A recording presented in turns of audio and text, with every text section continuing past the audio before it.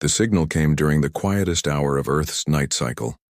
At the Global Defense Initiative's Deep Space Monitoring Station, Director Jonathan Drake stood frozen before the quantum display, his weathered face illuminated by the pulsing pattern of humanity's first alien contact.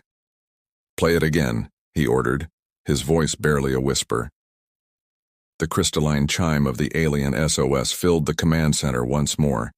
It wasn't just a distress call. It was a revelation. After centuries of searching the stars, humanity had finally received proof they weren't alone. But the message's contents would shake the foundations of how humans viewed their place in the cosmos. Director Drake assembled the station's elite team within minutes. Chief Analyst Olivia Chen, her augmented eyes scanning through streams of data, xenolinguist Michael Okonjo, already working to decode the mathematical patterns within the signal, and defense specialist Trevor Knox, a former Special Forces operator whose cybernetic enhancements gleamed in the low light. The signal origin is approximately 30 light-years from Earth, Olivia reported, her augmented reality display projecting the coordinates. But that's not the most interesting part. The transmission method, it's using technology we've only theorized about. Whoever sent this is far advanced beyond us. Michael's dark fingers danced across his holographic interface. The language, structure is fascinating. They're using universal mathematical constants as a foundation, but there's something else. They're afraid. The emotional content in their signal patterns is clear. They're terrified. Of what? Knox asked, his military training evident in his stance. The answer came as they decoded more of the message. The aliens, calling themselves the Etherian Collective, were under attack by a species known as the Ravagers. But as more of the message became clear, something extraordinary emerged. The Etherians weren't just asking for help. They were specifically seeking aid from what they called the Deathworlders. "Wait," Drake interrupted. "They knew about us? They've been watching Earth?" "According to this," Michael explained, "Earth is classified in galactic databases as a Class 12 death world. Most spacefaring civilizations evolved on worlds with gravity ranging from 0.3 to 0.7 of Earth's. Temperatures on their planets vary by no more than 20 degrees throughout the year. They have no natural predators, no extreme weather, no tectonic activity." The implications slowly dawned on everyone in the room. Humans weren't just another species in the galaxy. They were evolutionary monsters forged in conditions that would kill most sentient beings instantly. "Show me the Etherian biological data," Knox demanded. When the holographic display materialized, he let out a low whistle. "Their bones would snap under Earth's gravity. Their skin would burn in our sun. They've never even conceived of the concept of natural predators." "That's exactly why they're reaching out to us," Olivia realized. "The Ravagers are the first aggressive species they've encountered, and they're being slaughtered. They need warriors. They need predators. They need monsters," Knox added grimly. "They need us." The room fell silent as the full weight of the situation settled over them. Humanity had spent centuries wondering if they were alone in the universe, only to discover they were the galaxy's apex predators, the thing that went bump in the night. Director Drake opened a secure channel to the United Earth Council. "This is Director Drake, Priority Alpha Communication. We've received first contact and a request for military aid. But there's something you need to understand. We're not entering the galactic stage as equals or primitives. We're entering as..." He paused, letting the words sink in. "As the species that even advanced civilizations fear they might need." As the message was transmitted to Earth's leadership, the quantum sensors detected something else, a ripple of communication spreading across nearby star systems. The news was spreading. The Deathworlders were awakening. The monsters of Earth were stirring. In the centuries to come, historians would mark this moment as the beginning of humanity's galactic age. Not with a peaceful exchange of knowledge, but with a desperate cry for help that revealed humanity's true nature to the cosmos. The galaxy was about to learn why Earth was classified as a death world, and why its children were both feared and respected. The Etherian SOS hadn't just contacted humanity, it had awakened a sleeping giant. As Earth's military forces began mobilizing for their first interstellar conflict, the galaxy held its breath. The Deathworlders were coming, and nothing would ever be the same again. Across the vast expanse of space, advanced civilizations received the news with a mixture of hope and dread. The humans were fierce enough to survive on a planet that would kill most sentient beings. Now they were venturing into the stars, armed with both their natural evolutionary advantages and rapidly advancing technology. The galaxy braced itself. The monsters of Earth were going to war. The United Earth Council's emergency session stretched into its third day. In the vast chamber beneath Geneva, holographic displays showed the Etherian distress signal on endless loop, while military leaders and politicians debated humanity's response. Above them, a real-time display showed the unprecedented global military mobilization already underway. General Marcus Vale, his dark skin contrasting with his silver-white hair, stood before the council. The Etherian data confirms our worst fears. The Ravagers have already conquered 6 star systems. They're not just warriors, they're planet killers. They strip worlds of resources and leave them uninhabitable. And yet, Commander Jade Wong interrupted, her cybernetic eye glowing faintly. These supposedly unstoppable Ravagers evolved on a world even gentler than the Etherians. According to their own data, their homeworld has 0.3 Earth gravity. Their atmospheric pressure is half what the Etherians consider normal, which is already 1/5 of Earth's. The implications rippled through the chamber. Humanity's death world biology might be more than just an advantage. It could be the decisive factor in this war. In the orbital shipyards above Earth, the response was already taking shape. 20 warships, each nearly a kilometer long, were being retrofitted with the advanced propulsion technology the Etherians had shared. Chief Engineer Nikolai Volkov supervised the integration of alien tech with human ingenuity. The Etherian drives are elegant, he explained to Director Drake, who had come up from Earth to oversee the preparations. But they're designed for their gentle worlds. We've had to reinforce everything. Where they use crystalline matrices, we're using neutron-dense alloys. Our modifications make their tech 100 times more robust. Drake watched as workers in powered exoskeletons moved massive engine components. How long until we're ready? 3 weeks. We're not just adapting. Their technology, we're improving it. They never imagined using these systems under the kind of stress humans consider normal. News of humanity's imminent intervention was spreading across the galaxy. The Galactic Council, a loose alliance of advanced civilizations that had long monitored Earth from afar, called an emergency session. The recordings of their debate, intercepted by Earth's quantum arrays, revealed the galaxy's growing anxiety. The humans are still primitive, one delegate argued. They've barely achieved lunar colonization. They survived on a world that would kill any of us in minutes, another countered. Their bodies process toxins that would dissolve our organs. They can break bones and heal. They sleep, actually become unconscious every day, and consider it normal. They're not primitive, they're evolutionary nightmares. But they're our only hope against the Ravagers, a third voice added softly. The monsters we feared might be our salvation. Back on Earth, the first volunteer combat units were already training. In a reinforced facility in the Rockies, Commander Wong put troops through combat scenarios designed to exploit their natural advantages. The soldiers wore powered armor based on Etherian designs, but heavily modified for human use. In there, gravity, you'll be able to leap 50 meters, Wong explained to the assembled troops. Your natural bone density and muscle mass mean you can hit with the force of a vehicle impact. Even your reflexes, evolved to dodge Earth predators, are faster than most species can process. Private First Class Kenzo Tanaka raised his hand. What about their weapons, Commander? Designed for their environment. Energy weapons calibrated for their atmosphere. They've never needed to develop the kind of destructive power we considered basic a century ago. Your armor can shrug off their standard weapons. In orbit, the first diplomatic contact with the Etherian representatives was equally revealing. The aliens had to be kept in specially designed low-gravity chambers with carefully controlled atmospheres. When they saw their first unarmored human up close, their translator conveyed their shock. "Your density, your muscle structure. How can you even move under such mass?"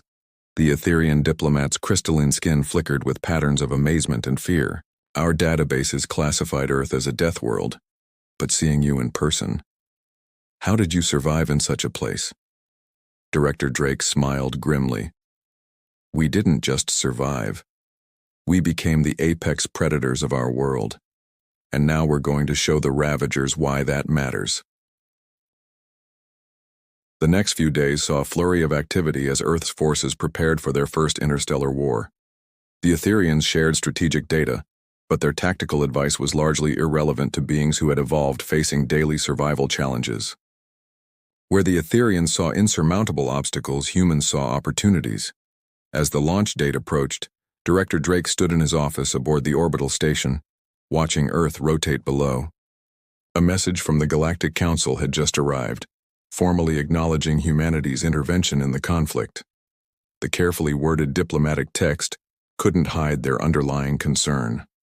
The galaxy was holding its breath, waiting to see what would happen when the inhabitants of a death world were unleashed among the stars.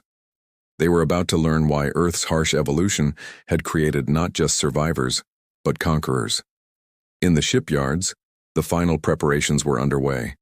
Humanity's first interstellar battle fleet was almost ready. The Ravagers had never encountered a species that evolved under Earth's brutal conditions. They had never faced predators who had spent millions of years learning to kill or be killed. They were about to learn why the galaxy called Earth a death world, and why its children were the stuff of their nightmares. The first battle between humans and Ravagers took place in the Proxima Centauri system. Earth's battle fleet, led by the dreadnought Terrestrial Dawn, emerged from fold space to find 3 massive Ravager vessels attacking an Etherian research station. Captain Yuki Yamamoto stood on the bridge of the Terrestrial Dawn, her augmented eyes processing the tactical display. "They're bigger than we expected," she noted calmly. "Each Ravager ship is almost twice our size." "Size isn't everything," Tactical Officer Hassan Rahman replied, a predatory grin spreading across his face. "Especially when you're built for a low-gravity environment. All ships combat formation Delta. Let's show them how Earth fights." The Ravagers, accustomed to dealing with physically weaker species, had never encountered ships built to withstand Earth-normal conditions. Their energy weapons, designed to devastate the crystalline hulls of Etherian vessels, barely scratched the neutron-dense armor of human warships. The battle that followed would be studied in galactic military academies for centuries to come. Human ships, despite their smaller size, accelerated and maneuvered at speeds that seemed impossible to other species. The crews, able to withstand G-forces that would kill most aliens instantly, executed combat maneuvers that defied conventional space combat doctrine. "Multiple boarding parties detected," Lieutenant Wei Chen announced from her security station. "They're trying to penetrate our hull." Captain Yamamoto's smile was cold. "Let them come, deploy the Marines." The Ravagers had developed their boarding tactics against species that shared their physical limitations. They were completely unprepared for what awaited them inside the human vessels. Marine Sergeant Carlos Rodriguez led his squad through the corridors of the Terrestrial Dawn, moving with the fluid grace of predators in their powered armor. The first close-quarter combat was over in seconds. The Ravagers, towering beings evolved for low gravity, found their size meant nothing against humans whose bones and muscles were dense enough to survive Earth's crushing gravity. The Marines' natural reflexes, honed by millions of years of evolution, to escape Earth's predators made them seem impossibly fast. "Command, this is Rodriguez," the sergeant reported, his voice steady despite having just ended 3 Ravagers with his bare hands after they damaged his weapon. "These guys are built for show. No natural armor, no predator response instincts. In our gravity, they can barely move." Across the fleet, similar scenes played out. The Ravagers, who had terrorized gentler species across multiple star systems, found themselves facing an enemy unlike anything they had encountered. Humanity's death world evolution had created warriors that seemed almost supernatural to species from more forgiving worlds.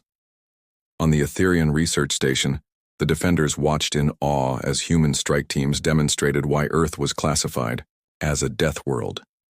The humans moved through sections exposed to vacuum, fought in zero gravity, and demonstrated physical capabilities that seemed impossible. Their biochemistry is extraordinary, an Etherian scientist transmitted to the fleet. They're processing toxins that would kill us instantly. Their bodies are actively repairing damage during combat. How can such beings exist?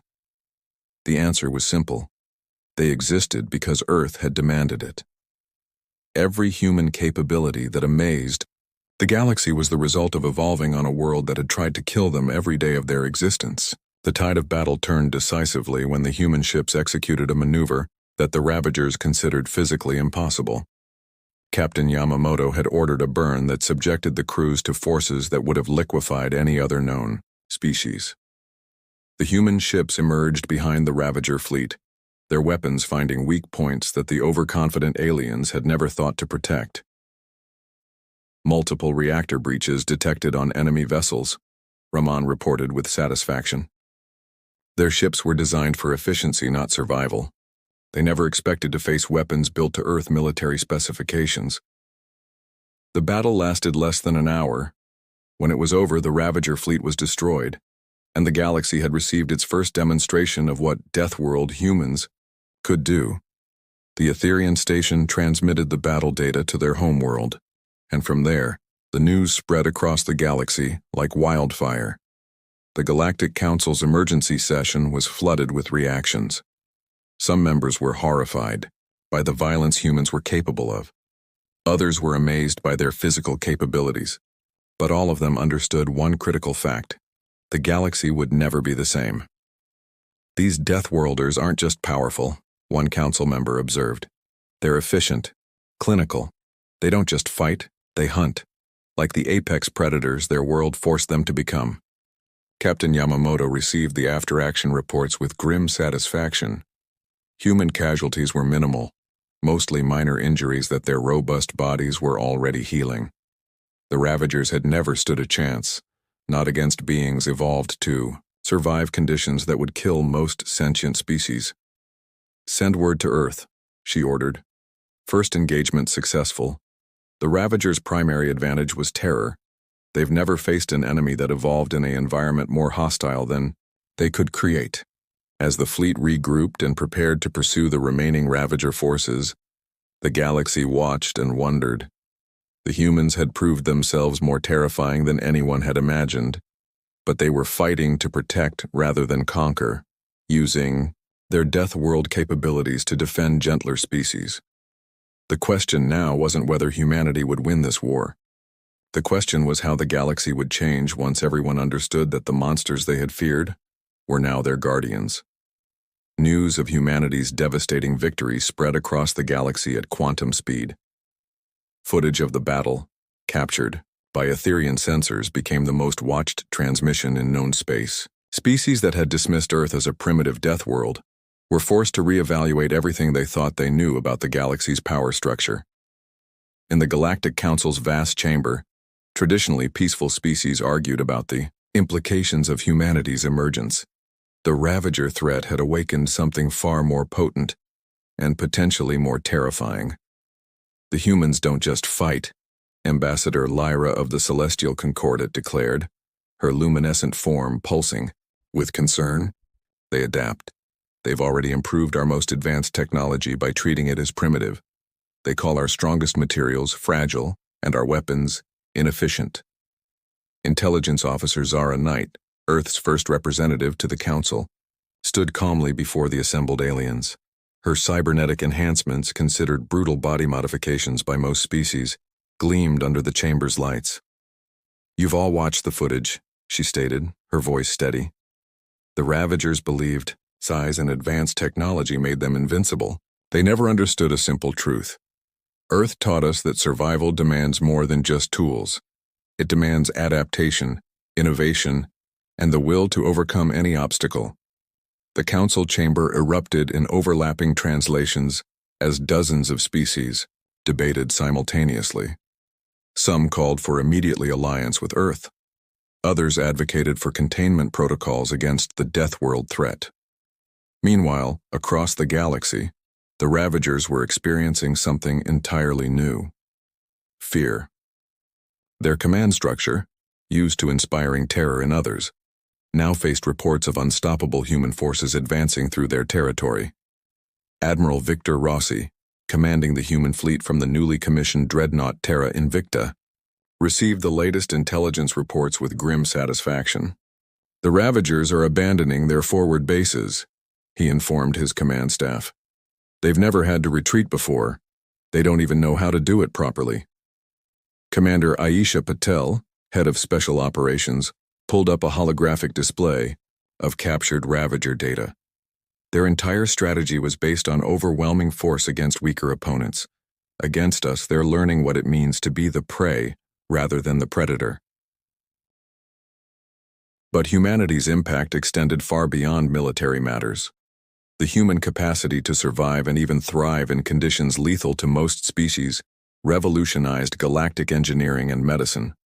Dr. Feng Zheng, leading a combined human-alien research team, made breakthrough after breakthrough. "Our bodies naturally repair radiation damage that would kill most species," he explained to a group of stunned alien scientists. "We evolved alongside thousands of lethal predators, forcing us to develop acute danger awareness and rapid response systems. What you see as our advantages are really just survival mechanisms forced upon us by Earth." The Etherian High Council, watching human ships effortlessly operate in conditions that would crush their own vessels, made an unprecedented decision. They formally requested Earth to become their civilization's protector, offering advanced technology in exchange for military security. Other species quickly followed suit. The humans, feared for millennia as Death World monsters, were suddenly in high demand as guardians and allies. Earth's diplomatic corps worked around the clock, handling requests for protection, technology exchange, and military training. But not all reactions were positive. Several advanced civilizations, particularly those who had previously dominated galactic politics through technological superiority, began quietly reinforcing their defenses. The arrival of a species that could survive conditions they considered unsurvivable had shattered their sense of superiority. Captain Yamamoto, now promoted to fleet commander after her historic victory, addressed these concerns in a transmission to the Galactic Council. "Earth taught us that true strength isn't about domination. It's about adaptation, resilience, and protecting those who need help.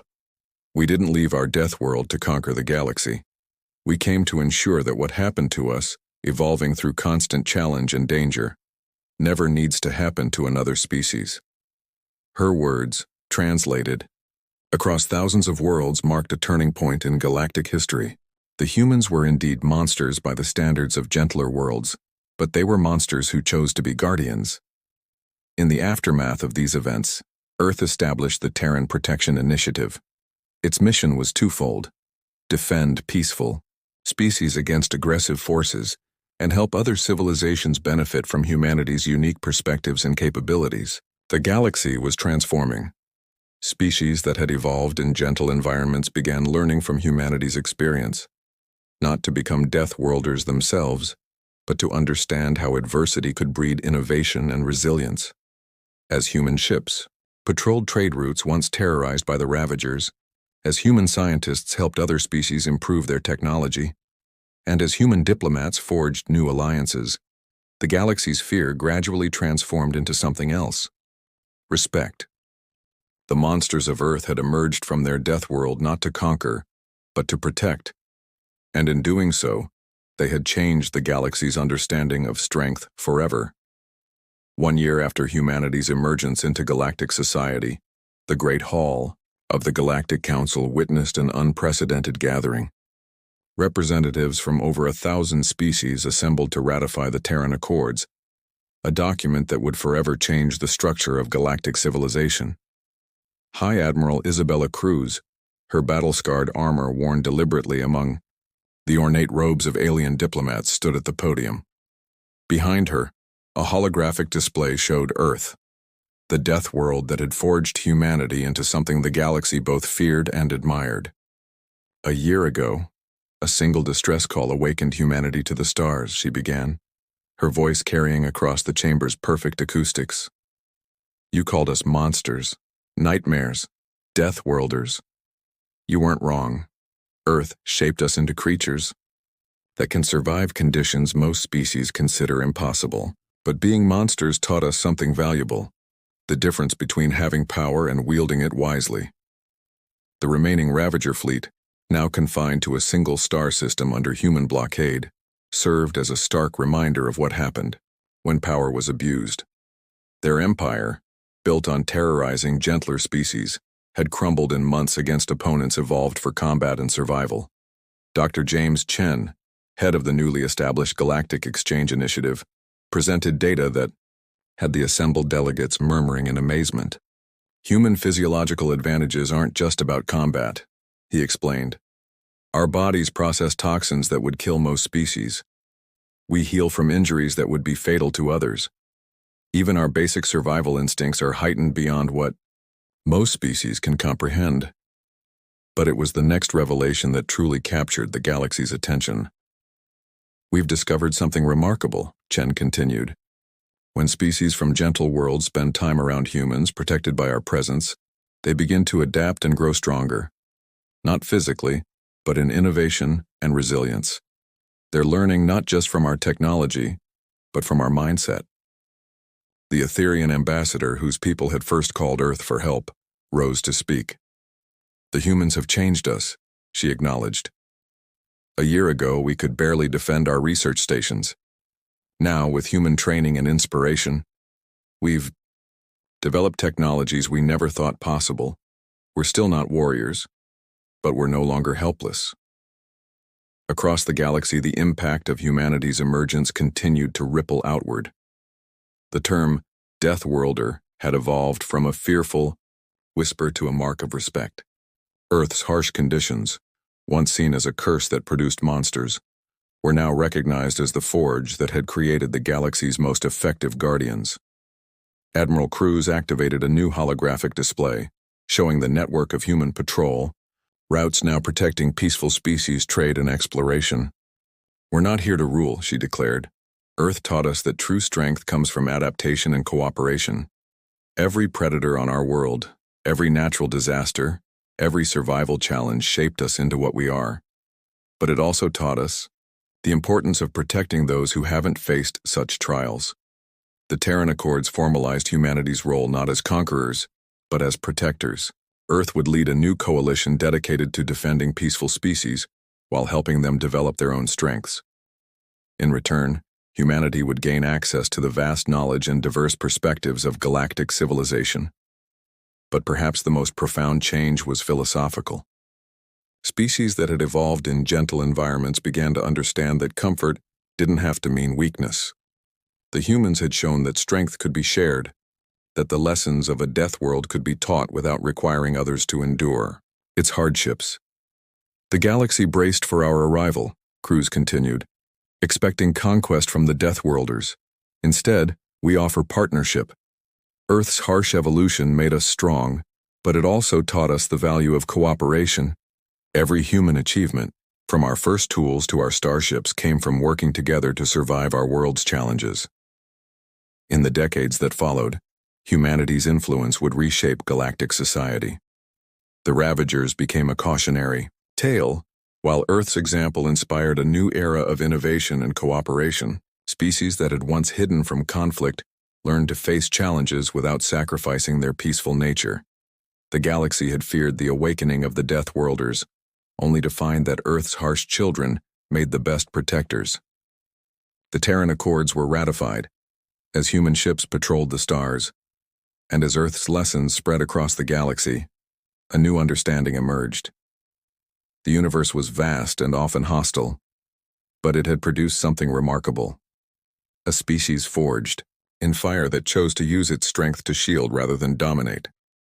The single SOS that had awakened humanity to the stars had done more than save one species. It had transformed the galaxy. The Deathworlders had risen not as conquerors, but as guardians. And in their shadow, countless gentle species learned that they too could be strong, not despite their nature, but because of it. Earth, the death world that had shaped humanity through countless challenges, had ultimately produced not just survivors or warriors, but teachers. The monsters of legend had become the protectors of peace, proving that even the harshest evolution could yield the most compassionate guardians. The galaxy had braced for humanity's arrival, expecting devastation. Instead, they found salvation. The Deathworlders had awakened, and the universe would never be the same.